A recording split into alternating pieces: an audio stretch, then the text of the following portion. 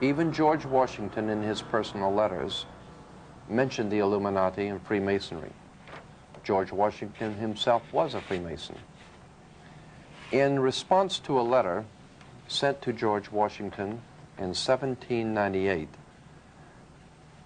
warning him about a Masonic movement operating in America, and this particular Masonic movement are referred to as the Illuminati, George Washington responded in a letter to the person saying that I have the favor of the 17th instant before me, and my only motive to trouble you with the receipt of this letter is to explain and correct a mistake which I perceive in a hurry. I'm obliged often to write letters I have led you into. It was not my intention to doubt that the doctrines of the Illuminati, the principles of Jacobinism, had not spread to the United States. On the contrary, no one is more truly satisfied of that fact than I am. The idea that I meant to convey, that I did not believe that the lodges of Freemasonry in this country as societies have endeavored to promulgate the diabolical tenets of the first or the pernicious principles of the latter, if they are susceptible to separation, but that individuals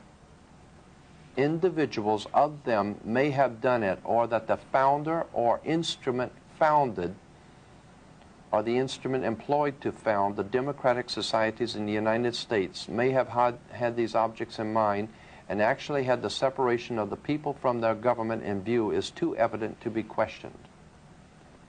What George Washington was saying was that the mere fact that someone had charged that the Illuminati was operating in America, George Washington said, on the contrary, no one is more truly satisfied of that fact than I am.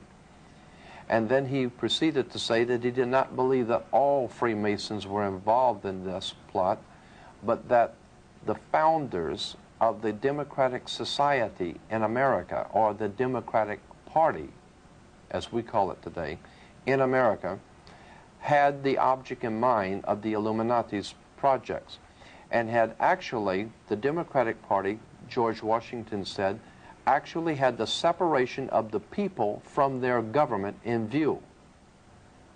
It is too evident to be questioned. That may explain why today that in a democratic country like America, the people make certain demands on the government and the government doesn't respond. The people want this, the government doesn't respond. The people demand that, the government doesn't respond. Because the whole concept of the democratic process in America was purposely to divide the people from their government, so that the people could be out here working, taking care of their lives, feeding their children, and sending their politicians to Washington to look out for them.